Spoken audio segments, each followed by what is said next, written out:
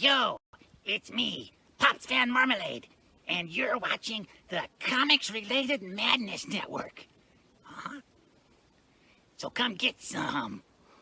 CromCon. Hey, we want to shout out to our sponsors, Daytona Beach Comic Con. If you are a fan of comic books, if you're a fan of comic book conventions, and if you like meeting comic book creators and getting comics and comic-related stuff, then you need to make your plans to attend Daytona Beach Comic Con. This year's show is September 9th and 10th. Silverline will be there, so you should make your plans to be there too. We'll see you there. If you like comics and find yourself in the Orlando, Florida area, doesn't everyone come to Orlando at some point in time to see the House of Mouse? But when you're here, you need to make it a point to visit Coliseum of Comics, especially the one on East Colonial Drive.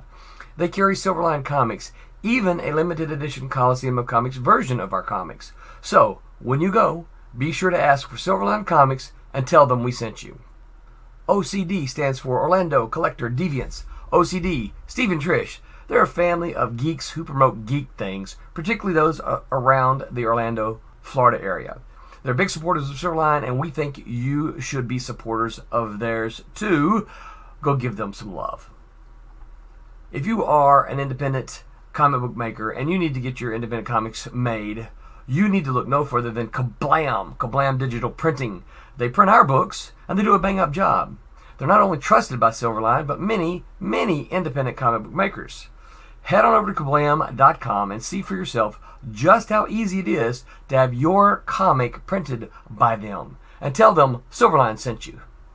Hi, this is Tim TK, host of That Silverline Show on Tuesday. Join us at 11 p.m. Eastern, 8 p.m. Pacific every Tuesday night as we discuss pop culture and the joys of making comics. Hi, I'm Barb Kilber, co-host of Silverline's Wednesday Wham. Join us each Wednesday night as we discuss comics, literature, movies, and anything else that may catch our attention. I'm Roland Mann, and I host Silverline's Silver Sunday. Join me every Sunday at 8 p.m. Eastern as we make mine Silverline.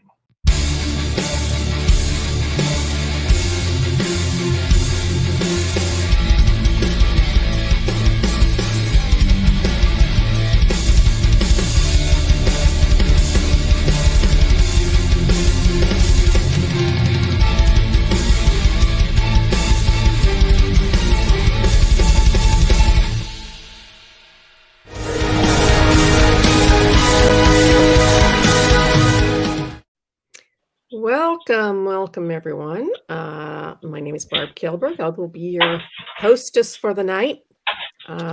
We have Martin Mertonen, colorist extraordinaire, and the venerable Rob Davis, penciler, longtime penciler, 35 years or so. More, on a lot of different things, including several Silverline titles and a top secret one that he and I are working on together. I'm an inker. Working on as we speak. Yes. Yeah, I'm an inker, colorist, and writer. First off tonight, I want to say, do a shout out to all of our Silverline family in Florida. We've got quite a few Silverliners, including our head honcho, Roland, who's only about 50 miles north of Tampa. So we want everyone down there. We wish them safety, good luck, and and good health. Got serious stuff going on down there. Yes. So I've been keeping a real close eye on it because we've got a half a dozen or more Silverliners who live in and around the path of the hurricane. So we're keeping our fingers crossed and hoping for the best. Yep. They're kind of in a circle around the Orlando area, I guess, right where the hurricane's going. Yeah, right through the middle of the state there. One of them lives down in Fort Myers, I think. Yeah, which is, I think that's further south if I remember the map correctly. Yeah. But it got hit. It was one of the ones that got hit by the storm surge from what I saw on the news this evening. It was hit pretty hard by that. That's where most of the damage comes from in hurricane is from storm surges. Our Kablam printers are actually in Orlando, so let's in that path. Yep. Let's hope that doesn't put a kink in any of our writing. Fortunately, Divinity number 4 I got is all shipped out as of yesterday. So all of those books are shipped out. I just got my copy. Look at this pretty puppy. Ooh. Yeah. Shiny. This is the proof copy, so I'm going to put that away. Yes, it's beautiful. So that's a one-of-a-kind collector's item you have there. Well, it's actually only the cover. The interior is not Divinity. It's just the proof cover. Yeah, Still. It's pretty. You could do sketches inside. That's right. It's very shiny. Yeah. You didn't get any other proof covers? I got a bunch of the foil covers. Yes, The foil covers. I've got them all packed up already for the next show. So I don't have anything to show you for the interior art, but the pretty exterior art. That's a very cool looking cover. Yes. The other thing that I want to mention, two things actually. We have got a crowdfunder that is currently in progress, and I accidentally posted the link to it beforehand, before we even started. So it's in the messages somewhere. Yeah, I just popped it up again. So there you go. There we go. There you go. It is. Yeah. So I don't know if anyone can read that, but yeah. We've got 13 days to go, and we're 47% towards our goal. So we need a little help. So if you're thinking about pitching in, now would be a good time. Excellent book for the kids. Yes, it is. Very good one for the kids. It's one of those all-around books that really kind of throw you back to the Silver Age of comics.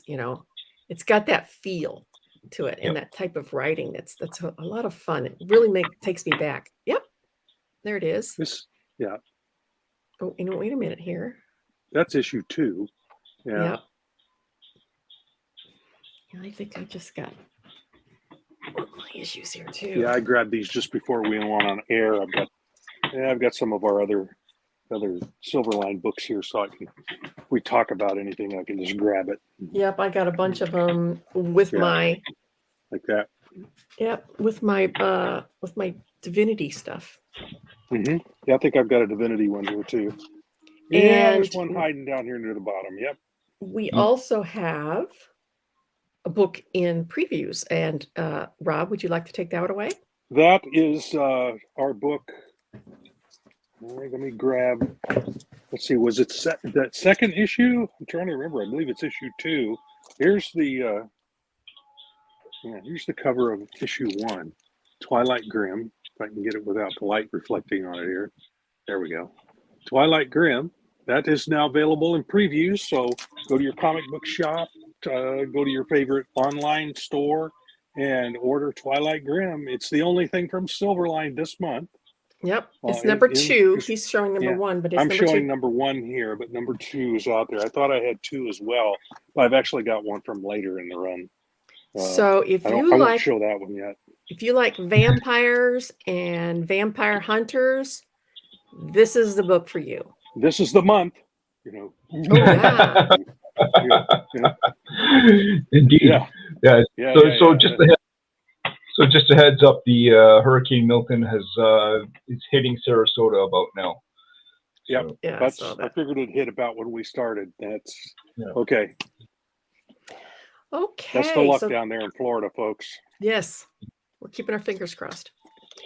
Tonight we are going to discuss our favorite guilty pleasure story tropes. These are the things that you don't want to admit to other people, but you just love them anyway.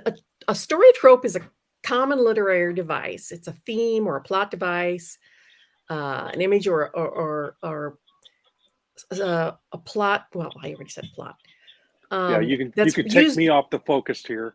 Yes. Oh gosh. Yes, I guess so. Or I could just start moving my lips. Yes. It's used often enough that it's become comfortable for readers. Almost and a cliche. It helps them. It helps them to understand the character and interpret their plot. If it's used too much, however, then it becomes a cliche. Right. But we all have those tropes that we just love. And a lot of us are embarrassed. And I actually have a quote from an author, Christine Roche. She says, "We consumers don't seem to have that problem in other areas of our lives. We know that some of us prefer jeans and t-shirts to suits and ties. We know that some of us like pink and some like dark blue. We know that some of us love pizza and the rest of the world is wrong." You get it.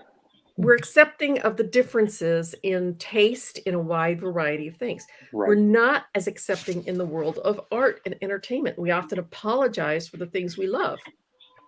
We call them guilty pleasures because we know that someone will judge us on the things that we adore. Really, though, we're talking about pleasures. The things we love are the things we love. Full stop. The end. We love them. They have value to us. So, pull those guilty pleasures out into the light and enjoy them proudly. I absolutely am.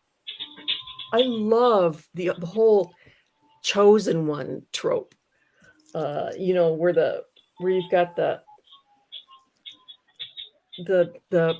poor peasant boy that is gifted with powers or something like that. And he grows up to become the king or something like that. I love that thing. That's part of the hero's journey, right? Yeah. And it may be overused. I mean, Lord of the Rings was the first one to really go full force on it and stuff like that. But I am a sucker for that trope. Yeah, you've got it in Star Wars. You've got it in the Fourth World books from Jack Kirby, especially with Scott Free. Mr. Miracle, it's in that case. It's kind of like Captain America's origin is kind of that sort of thing. The weakling kid who's tapped to become the hero, and he gets the serum that makes him strong and big. That is a trope that's in there, but that one is easily accepted in comics. It seems like comics and most entertainment. Yeah, I mean, I'm talking about not only comics, but literary, TV, movies. The quintessential example that we like to use for the chosen one trope is Luke Skywalker, as you mentioned. Harry Potter. Yeah, is another one. The Hunger Games. Yeah, absolutely, Hunger Games. Yeah. The other series that's Percy Jackson and the Percy Olympians. Jackson. Thank you. I couldn't think of his last name. Yeah. That whole thing is we got the same kind of trope going on. Yeah, it's all over popular.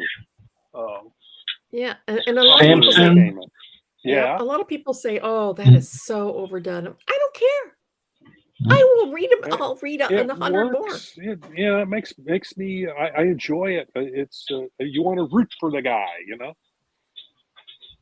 Okay. All right. See you there, Time. Hope your cousins are okay. Yep, definitely. Why do people like that trope so much? Do you think it's because it's somebody to root for? We all feel like the underdog at times. It's sometimes most of our life. So it gives us kind of a hope that maybe we can overcome our obstacles and become the hero of our own story. Oh, sure. I mean, self-insert is the biggest thrill in reading, Yeah. And you want to be that special person. You want to feel special. You want to have people's respect. Yeah, well, the part of it is probably also the fact that somebody's coming in from somewhere around your level, and if they can make it, then you can make it, right? So, exactly. Yep. Here's a quote from Reddit where I went, and there was just, oh my God, I just typed in your guilty pleasure trope, and there was this whole chat that went on pages and pages and pages of people telling us their guilty tropes, and there were so many of them. But this one was: the main character is brought into a world they didn't know existed and is the chosen one, the most powerful being very quickly. The trope of the chosen one is a literary device where often the protagonist finds themselves singled out by destiny or a prophecy or the unique lineage to fulfill a monumental task, usually to save the world. That's and they really put it well. And yeah, we all want to be that hero. We all want to root for the hero. I mean, isn't that Superman? Yeah. Yep. Yeah. Who wouldn't want to be Superman? Unless yeah, I'd love to fly. Unless but fly and be invulnerable. Would this also count with something like, you know, Cinderella or Snow White, where they go from tatters to riches? Is that similar? Rags, yep. Rags to riches is another trope. Oh, that's a different trope. Okay. That's a different trope, but you can combine. Related.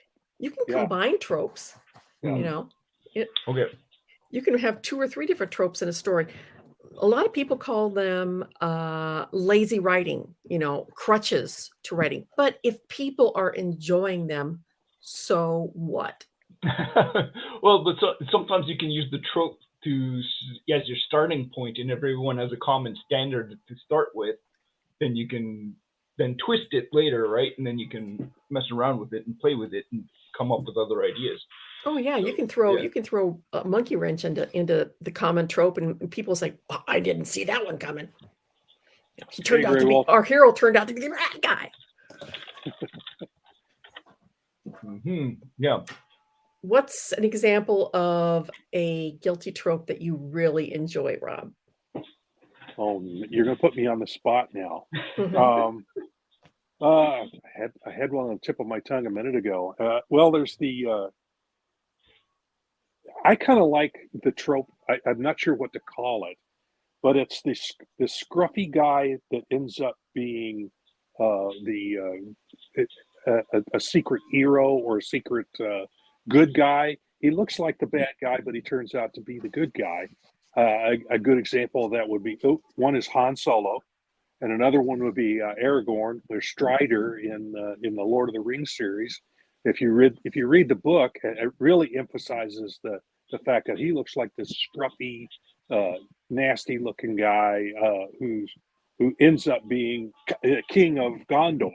So you know, so it's that kind of thing. The hidden hero, hidden behind you know, and Beauty and the Beast is kind of like that too. Although that's a different trope. Would Clint Eastwood in the spaghetti westerns there? Yeah, because he's the man with no name guy. Yeah, Man with No Name. That character that he plays in the whole series of films. Yeah, and even though it's probably it's a different story and a different character, it's essentially the same character in each one of those. Where the guy he looks like the bad guy to start with, and he ends up doing good things. Magnificent Seven has a whole host of those in it, for example. That falls very closely with one of the tropes that was an example on the Reddit. The whole goofy pacifist turns out to be a badass trope. When a character it's related, yeah. When a character spends 90% of the book or show doing everything they can to avoid getting into a fight, but then is pushed too far and reveals that they're stupidly powerful and utterly ruins the person that pissed them off. That's a different trope. But but it's closely related to the scruffy trope, the scruffy hero. The scruffy hero trope, yeah. I guess we can call it that. I don't know. It's probably got its own title somewhere, but yeah, who knows? That's what I'm going to call it, the scruffy hero trope. So that's one of your favorites. Han Solo is the prime example of that. I agree. How about you, Martin? Hi. So yeah, I'm not sure if quite wrap my brain around the idea here, but and I'm not sure if, so this is kicking around in the back of my head here, but I don't know if it's a trope, but I really enjoy when something is planted near the start of the story that then has some sort of effect later in the story, or is going to be referenced again or used Chekhov's again. Gun. So you see it, like in a movie, they might stick something at the start of the movie, and then later on they do something with it. So like in Back to the Future, they do a whole bunch of these, but one of them is like when he's running through the mall, and it's Twin Pines Mall or something, and then when he comes back, like something happened in the past, and then they changed the name because I don't know if it was like had a single pine and then it was Twin Pines or Twin Pines and then it turned into Three Pines. Yeah, something happened to the trees. Something happened to the trees and they changed the name of the. But that's but right. It's the thing that they planted in the story, and then later on, then something happens. But like, there's other movies where they stick something there, and then that either tells you that something's related to that going to happen in the future in the movie, and if you're keen enough to pick up on it and you know that that's going to happen in the movie, you go, oh, okay. So they're heading off. They're heading off to do it, the Deus Ex Machina ahead of time. Yeah. So I love leaning over when I was going out with my wife. I would lean over. They're going to use that later in the movie. That's sure enough. Pay attention. Yeah, and sure enough, it comes back, and so that happens a lot in movies. But they also do it in comic books. They'll stick something that. Rob, do you want to explain Chekhov's gun? Okay, well, yeah, I was going to wait till he finished what he was talking about there. But what Chekhov's gun, the rule about the rule about Chekhov's gun is that if you're going to have somebody killed in the second or third act, you have to show the gun in the first act. You have to show if something's going to happen later. You have to foreshadow it earlier in the story, which is foreshadowing. There you go. Yeah, so it's foreshadowing what's happening later in the story. So, but if something's going to be pivotal later on, the gun that shoots the guy in the second or third act, you need to show that it exists in the first act. So foreshadow that it's going to. Yeah. So a good example of one of those unrequited, I guess is a good way to put it, is in the first Batman movie. And I bring this one up occasionally because it always irritates me.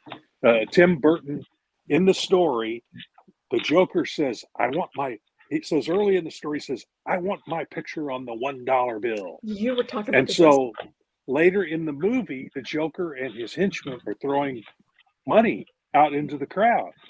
So I'm waiting for the time when one of them floats down and it's a picture of the Joker on it. But it doesn't happen.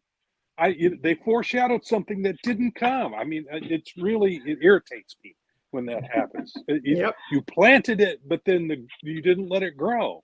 You didn't execute it. You didn't execute it. That's right. So tied into that though is an additional like a repeated element that gets repeated over and over and over again as well, because then they carry it. I'm not sure what. Like maybe Princess Bride. I'm Inigo Montoya and I have 6 fingers. Something that they repeat. You killed my father. Or as you wish. As you wish. Which was just basically his way of saying he loved her. Yeah. There is actually a name for some of these tropes, especially in the Japanese culture. One of them is isekai. Isekai is a subgenre in fiction. It includes novels, light novels, films, manga, anime, and video games that revolve around a displaced person or people who are transported to and have to survive in another world, such as a fantasy world, game world, or parallel universe, with or without the possibility of returning to their original world, such as following a group of college. That's another one. All right, so I've seen that happen as far back as a King Arthur or a Connecticut, a Yankee. Connecticut Yankee in King Arthur's Court. Yes. That is the first example that I can remember of that trope. Way back when. Samurai Jack. I don't know if you know that cartoon series is exactly that trope. Samurai Jack he goes up against. I forget what the bad guy's name is, but he goes up against him and he performs magic and he transports him to either a different time period or a different world. But anyway, he's in a world he knows nothing about, and he's trudging along trying to to find the bad guy and kill him, so he and hopefully return home. But he has only a very slim hope of actually returning.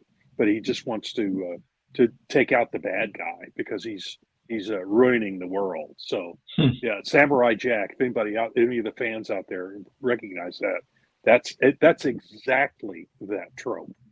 So would Lone Wolf and Cub fall in that category as well? Are they transported to a different world? Oh no, they're not transported to a different world. No. Okay, then that wouldn't be it. Yeah, Captain America. But Captain America. That is another trope. That one. Let me look.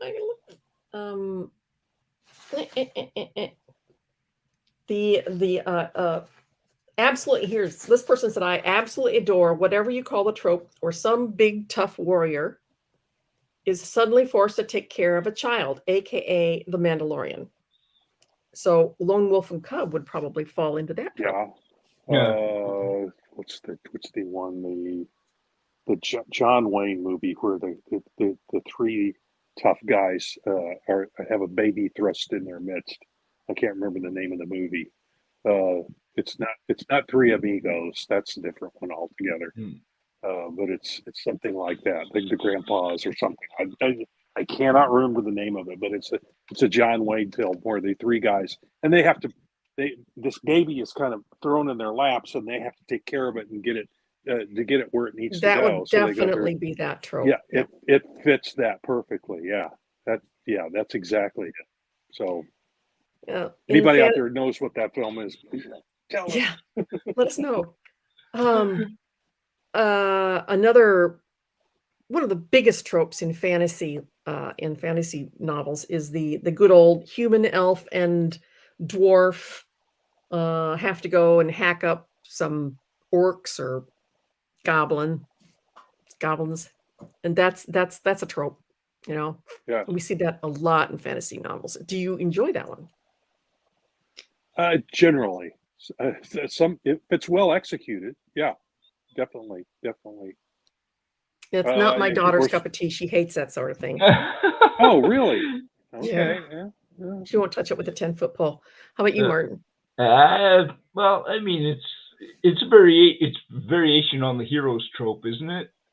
Sort of. They're going on a quest. The whole quest thing is a trope. Yeah. That's a trope. Yes. So, where a band of heroes goes on a quest. Very much. Yeah, Princess Bride has that as one of its tropes. They're essentially going on a quest. Yeah. Luke Skywalker is on a quest. Yep. That one combines the chosen one and the quest trope into one. Mm-hmm. So you can use more than one trope. Sure, you can wrap them up in a nice big burrito. Oh yeah, of a story. Absolutely.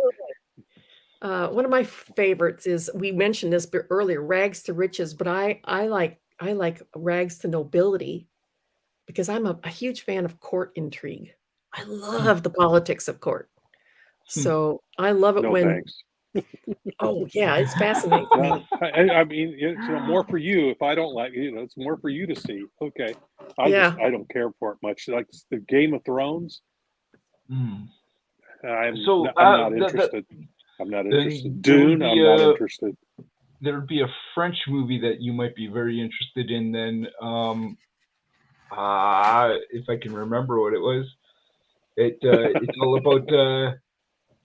all about the King's Court, and the idea was that the people in the court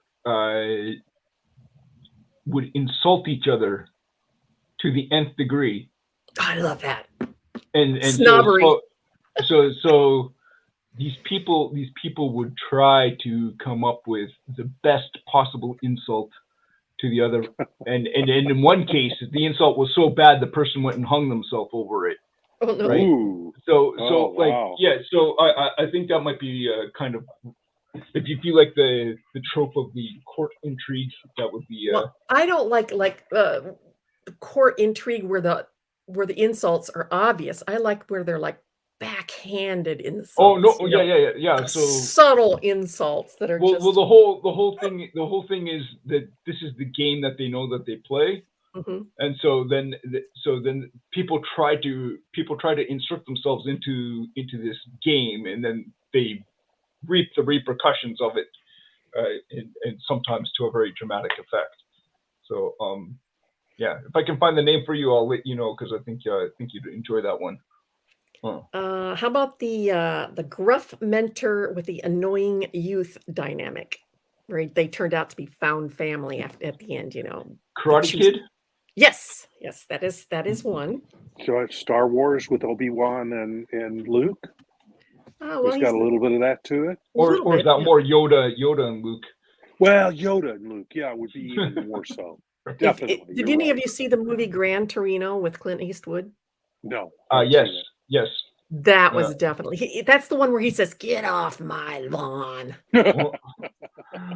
That's the movie, and he takes this Latino kid under his wing, and they end up becoming, found family. They choose each other, and Up, the cartoon Up. Yep. Yes. Yep. Seen that. Yep. That's the scruffy or the grouchy old guy taking the little boy under his wing, telling the kid to get off his porch. Yeah. And he can't get off his porch because it's up in the air. Yeah. That is a definite trope that a lot of people really enjoy, because they like people finding themselves a family of their own choosing. You can't choose your relatives, there's the family you're born with, and there's the family you choose. And yeah. Sometimes the chosen one is better to you than the one you're born into.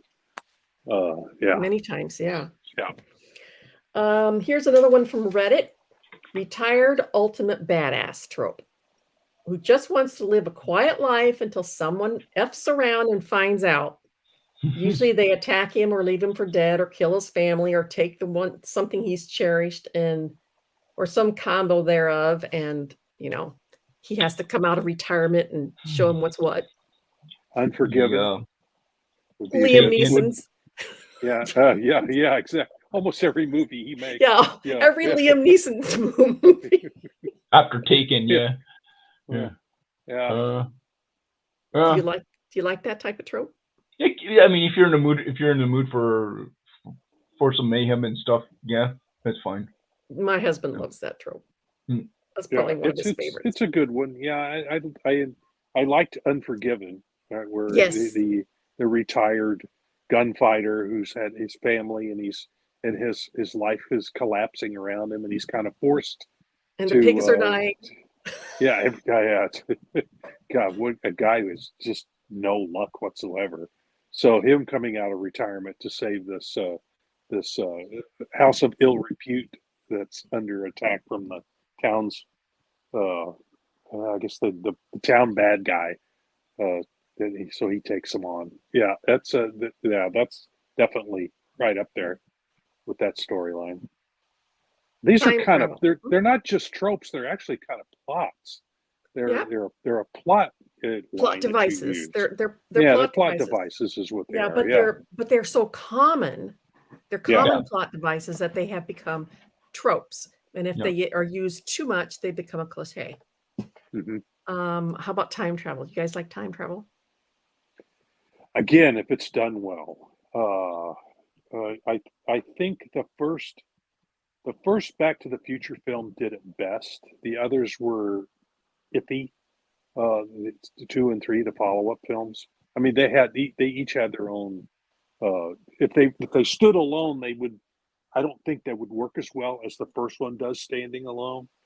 So, yeah, I think Back to the Future that's definitely that. How about you, Martin? Yeah, time travel is a fun one, and if it's done well, it's a lot of fun. So there's a I don't know what to call it. The guys who do movies on YouTube and stuff. There's one that you can find one on YouTube where some interesting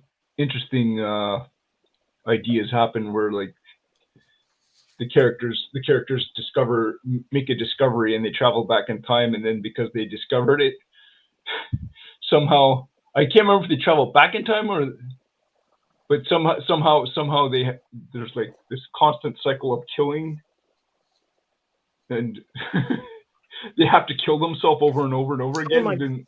Oh my god!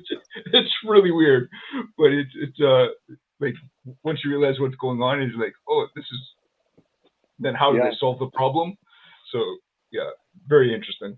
I like them like you. I like them if they're done well, but there is an offshoot to time travel tropes that I absolutely adore, and that's the dying and waking up earlier in your life, or being reborn with all of your memories. Another one I've seen done really well in fan fiction is Endgame, where Tony Stark dies, and then he wakes up in the cave in Afghanistan, knowing everything that happened up to that point. So he's got foreknowledge of what Stain's going to do. That changes everything. The palladium poisoning, Vanko, what happened during Civil War, and Age of Ultron. And so was this a movie or a comic? No, this is fan fiction. I've seen it. I've seen it done several times. I see. Where he dies in Endgame because everybody hated that he died. Okay, so they're done what they're called fix-it-fix. Oh, okay. That's kind of another trope which I would probably call what if. Yes, what if? Yeah, it's similar to the what if trope. So if he was born, and here's the catch though, and you're going, well, that just makes everything too easy. He knows everything ahead of time. But if he wakes up in the cave in Afghanistan and he starts changing things, then he's into unknown territory. He changes things, but then that causes ripple effects that he's not expecting. The butterfly effect, The butterfly effect. There is a web comic that's so popular. I mean, it's super popular. It's being printed in books now. It's called The Beginning After the End. And it's about a guy, he's a king in his world, and he's reborn in a completely different universe, different world, everything, but with all the memories of his previous life. From the time he's born, even though he can't express himself or even hold his bodily functions in check or anything like that, he remembers his previous life, and it's really good. And I love that trope for some reason. Because I mean, who wouldn't want to go back and fix their mistakes? I have so many. The biggest one was that I took the hiatus from comics in 2001. 2001, something like that. And I got out of comics for a while. I should have put my foot down and told Dick, nope, we'll eat ramen. I don't care. Who needs health insurance? Yeah. There's a lot of things I'd fix. I'd get my brother to stop smoking. Stuff like that. That's one of my favorites, though. There's so many, but again, you get the butterfly effect. So if we didn't move here to Wisconsin, we stayed in Iowa, where would the kids end up now? They wouldn't have married the same people. No, I wouldn't have the same grandkids. Everything would be. It's one little change makes it makes the timeline branch off a completely different way. It's the butterfly effect talked about in most famously in Jurassic Park, the first one. Yeah, but it's a fascinating concept, Oh yeah. Well, try to fix all the things that went wrong in the MCU, and that's the multiverse thing too. Is that every choice that you make in life branches off into another universe. So if I make this choice, that's this universe. If I'd make this choice, that's this universe, and I make this choice, that's that universe. So yeah, it's no. The only problem is when you try to have 8 billion people. Yeah, it's an infinite number of changes, that infinite number of universes. Yeah, everybody's So when you have 8 billion people and everything is changing all the time. Yeah. It's just it's mind blowing when you try to wrap your head around that. Yeah, it only works for about one person in the story, just that one. Yep. And it's always a very influential person who has a lot of pull, like Tony Stark. And there's in Endgame, or is it Endgame? Yeah, it is an Endgame. Nor is it the one where Doctor Strange sits down and goes through all these permutations. He goes through all the multiverse. Yes, 14 million and six. Yes, to find out which one they win in. Mm-hmm. So that's kind of taking that whole idea to its. So think about how long he's sitting there, and it looks like he's sitting there for what, 4 or 5 minutes, but he's gone through all these 14 million permutations of what the future will be like. He's had to live each one of those, and he does it over and over and over again. How many years did he live that? So you start trying to wrap your head around it. You go, wow, that's just, I can't even conceive of that. So here's one you probably would like, Rob or Martin. The creature feature. That's where you get the dinosaurs, Bigfoot, Lovecraftian horrors, the cryptids, you know. Yeah, that's a trope. Do you like them, Rob? I do. I especially because it makes my skin crawl, and I kind of like that. It's the whole. It's that thing in the darkness. You know what is? Yeah, is it the alien? One of a good example of that is the M. Night Shyamalan film. About the alien invasion. What's that called? It's right. That's another trope, by the way. Alien invasion. Yeah. Well, and that's that one kind of gave me the creeps because it's got that trope in it as well. But he didn't show anything in that one.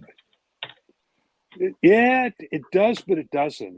You see him in flashes. You don't see the whole creature. You just see the first time they see a video of one flashing across the screen, the chills went up my spine. Oh yeah. It was a jump scare.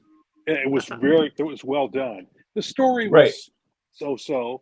That one also had Chekhov's gun in it, and it also had another trope, which we might talk about, which is the person who predicts what's going to happen further down the line, and that happens in that film as well. Somebody who's foreseen what's happening and dies before they can live it, but they know it happens. Oh dear. Yeah. That's also in that film. I think the creature feature trope can also include dragons, werewolves, vampires, mummies, zombies. Yeah. Zombies is a huge trope. Yeah, I guess aliens would be in there too. War of the Worlds. That'd be in that trope. I Am Legend. Yes. Is I Am Legend, or it's been under other titles too. But that's another one. Trying to think. The Planet of the Apes. There you go. It's kind of that. I mean, yeah. That's an AU. That's a different trope. An alternate universe. Yeah, alternate universe. Where things take a U-turn. I like that one. That one's fun because you already we already know what our established universe is, and then if someone plays around with it, then it's fun to see how they okay, what if this is your reality instead? That's kind of cool. Yeah. What if the Nazis won? A really, really good one that Novak, I can't remember her first name. Novak is her last name. She wrote the Temeraire books, which is a whole set of fantasy books, but with a historical backing. It's the Napoleonic Wars, but everybody has dragons too. So you have ships, you have the, you know, the troops on the ground, but one of your assets is that you can also have these huge dragons in the air. Right. So it's it follows exact historical timeline and all the events and everything. Alternate universe, but with the dragons. Yeah. What was the book, the Silverline? No, but Silverline, we had a comic that we were doing for Steam Patriots. The American Steam Patriots, right? Yes. So that is an yeah, they're off on their own with, I think it's Prometheus. Or Promethean is I get their email every once in a while from LinkedIn. They do podcasts like we do here, and get some information on that. Yeah, that was an interesting concept too. I did a little bit of tweaking art for them. And Pride and Prejudice and Zombies is another one. Yeah. Oh yeah. I love alternate universe for tropes usually. Yeah, well, and then they did the comics. DC did DC Zombies or Marvel Zombies. Marvel Zombies, yes. But was that an alternate universe, or did just the universe turn into zombies for a while and then they managed to get it back to normal? I don't know. I didn't follow that series at all, so I didn't either. It didn't appeal to me. Of course, the Ultimates from Marvel, that's an alternate universe, right? Of their characters, a little more quote unquote realistic, but I mean, when you're dealing with guys in costumes and superpowers, that's definitely an alternate universe. So well, the interesting thing. Oh, go ahead. Oh, sorry. No, go ahead. You're right. Oh, I was just going to say the interesting thing about Ultimates, even though it's an alternate universe, it's then sort of in a weird way merged into the real universe. Yeah, a lot of the stuff that was in the Ultimates ended up in the Marvel universe movies. In the movies, yeah. So well, you touched on comics there. Comic book trope is secret identities. Right. Yeah. Yes. Yeah, which is kind of falling apart in the last. And I'm glad for it because that was not one of my favorite tropes. Wasn't necessary. I think it was. That's a holdover from the pulp era, when pulp heroes, all of them were had to hide their identities because the cops would be after them because they were being vigilantes. So they're protecting their family. From but okay, hang on. But Batman is Batman now a known entity in the general public in the world of Gotham, or has he still got the secret identity? Like Nightwing, I don't think he's like a known entity, and Robin, like there's still something to be said for that. They still wear masks. And in Spider-Man, for a while, everyone knew his identity, but then they retconned that back out again. Yep, they sure did. Yeah, which personally, I think Spider-Man works better with him having a secret identity, to be honest. Because he's an everyman. Well, part of the fun of the story. Part of the fun of the story is making sure that you don't get discovered, right? Because exactly. I think the Superman, the Lois Lane thing, they took that's an overused trope where she tries to figure out whether he's really Superman or not. That turns into a cliche. I'm glad they stopped doing that because it really truly was a bad cliche at one point. That's tipped way over into cliche. Enemies to lovers is a super popular trope in fan fiction. Yes. I'm not big on romance anyway. In my stories, I have a tendency to want to get right straight to the meaty part, the action and the intrigue and stuff like that. The romance is just a diversion for me. So give me the interesting stuff. Romance doesn't do it for me. So enemies to lover stories, I have a tendency to skip right over those. Yeah, I'm trying to think of one that I like. There's well, in the Ant-Man movies, we get a little bit of that with the Wasp and Yeah, well, she's just Scott. antagonistic. She's not an enemy. Yeah, that's not really an enemy. What He about just wins something her like over. what about something like Romancing the Stone? Again, those are antagonistic. One of the worst enemies to lovers stories I've ever seen in my entire life was Luke and Laura on Days of Our General Lives? Hospital? No, General Hospital. You're right. General Hospital. This was back yes. when I was in college, and I did not watch soap operas. He sexually assaulted her, didn't he? He raped her. Yeah, I was trying to say. I was trying to soften Okay, it, we've gone into her. Okay, yikes. Yeah. We've gone into strange territory here. Yeah, but that is the worst enemies to lover stories I've ever seen. I couldn't get away from it because I was in college at the time, living in a sorority, and all the sorority girls watched it, so I couldn't escape it. But I thought that was the stupidest storyline I'd ever seen. Very unreal. So yeah, and they let her fall in love. I'm like, really? Do we know any comic book stories of enemies to lovers? I can't think of any off the top of my head. I can't either. I can't think of any of that. What about lovers care about. Enemies? Oh, lots of those. That's the easy one. Yeah, that's the reason. That happens in real life. Daredevil Electra, does that count? I have an ex-wife. I have an ex-husband. A really, really popular trope: zombie apocalypse. Yeah. Anybody like the zombie apocalypse? Walking Dead. You know, I think I like Overused. I like the comedy version. Like, the comedy version of that. Like what is it? What was the English movie where the zombies kind of took over England or a small town in England, and so I can't remember. What was the one with Woody Harrelson? Oh, right. Shaun of the Dead? You're not talking about Shaun of the Dead, are you? Might be Shaun of the Dead, yeah. Yeah. Yeah.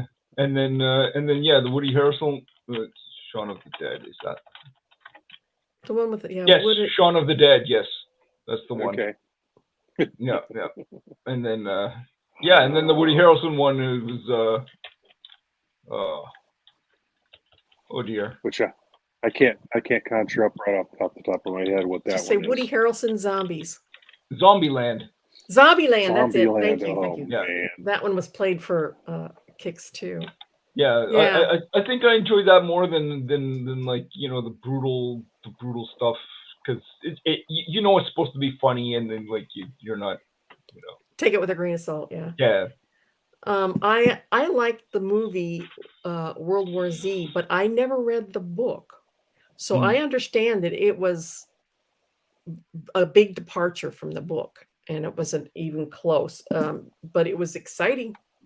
Yeah, it was very exciting. Yeah, but part of the reason for that is sometimes you can't actually make the book into a movie, so you take the title and run with it. That's like there are a lot of changes in the Lord of the Rings trilogy that are completely different from what's in the books, and certain parts of the books are left out completely in that trilogy of stories. The biggest one being Tom Bombadil, who's in the book but is nowhere to be seen in the movie trilogy. And all these extra females, because they wanted to make it politically correct, but they were not in the original series because it was written back in the 30s? 30s. Originally started in the 30s, kind of finished in the 50s. 50s, here we go. Where women were mostly in barefoot and pregnant. Barefoot and pregnant in the kitchen and in the bedroom. With pearls around their necks and making supper. That's a trope. Yeah, that's a trope, definitely. All right, I'm gonna throw one out here, and you guys gotta get the first movie, book, or anything that pops into your head, and I bet you I know what it's going to be.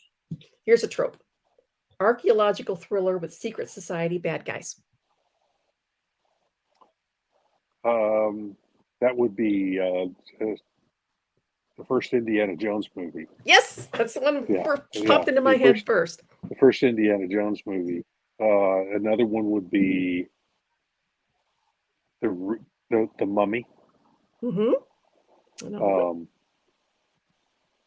least the remake, not the original. The original was different from that, but the remake had that trope in the background. Yeah, trying to think. Secret societies. Of course, if you want secret societies, then just go to. Well, no, the original Mummy had the secret society in it too. Yeah. Okay. And there's some others. Yeah, there were a lot. 30s were full of those because that was kind of a pulp trope. Oh, if I yes. remember right. Yeah, it was in the pulps a lot.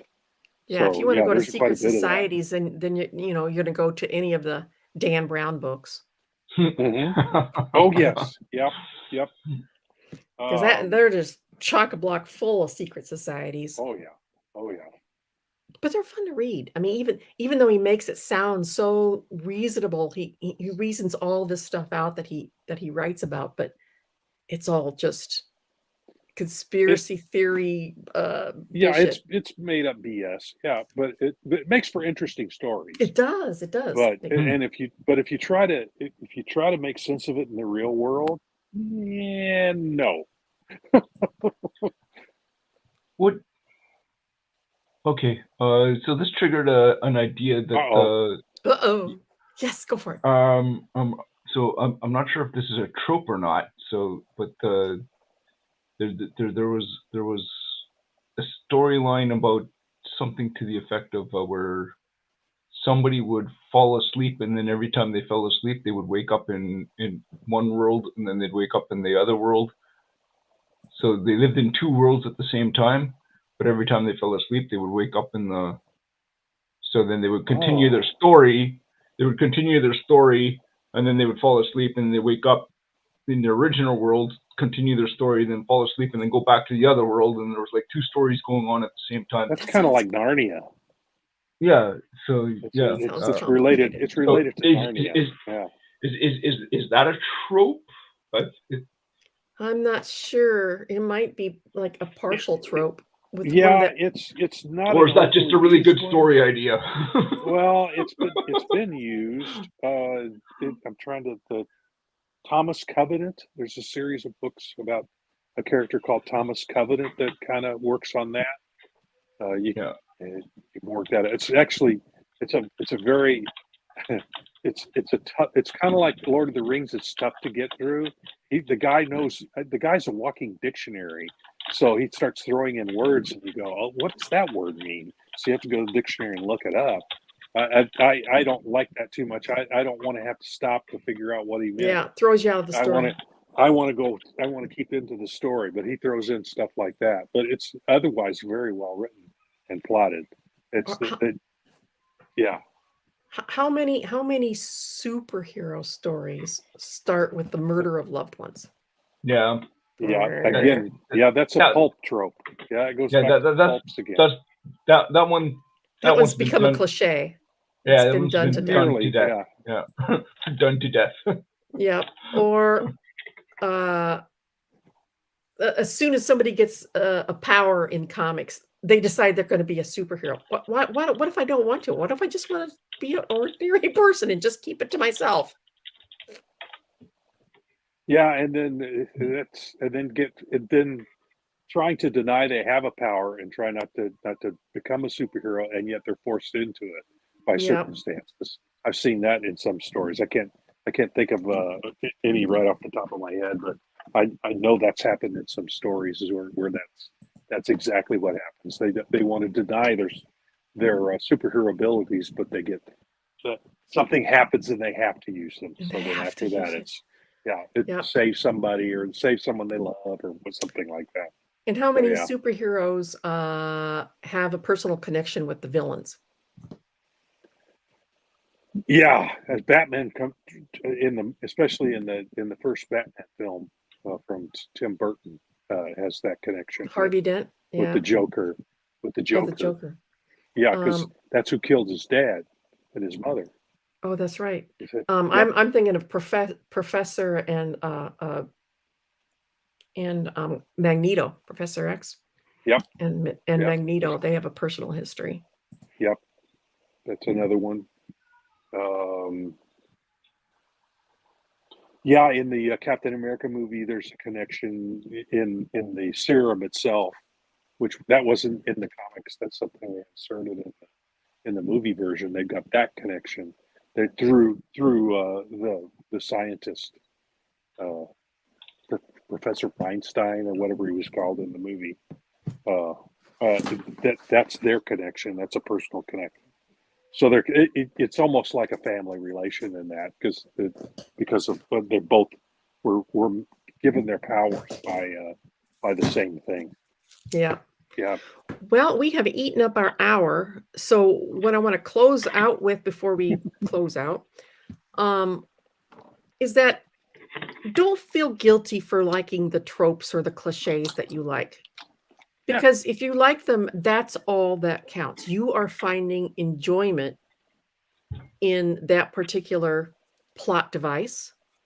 And if it brings you joy, then that's all that matters. You shouldn't feel guilty for like, oh yeah, it's about dragons. Well, don't feel guilty. Everybody's got their guilty pleasures. Everybody's got their plot devices that gets them going, trips their trigger. It's what you enjoy that's important. So never feel guilty about your guilty pleasure. Mm-hmm. Yep. And if you go to a comic book convention, you'll find people who have the same likes that you do. So yeah. If you're feeling lonely, go to a comic book convention.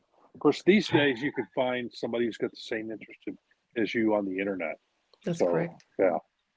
Easy. Please check out our Kickstarter. Let me see if we reviews. Yep.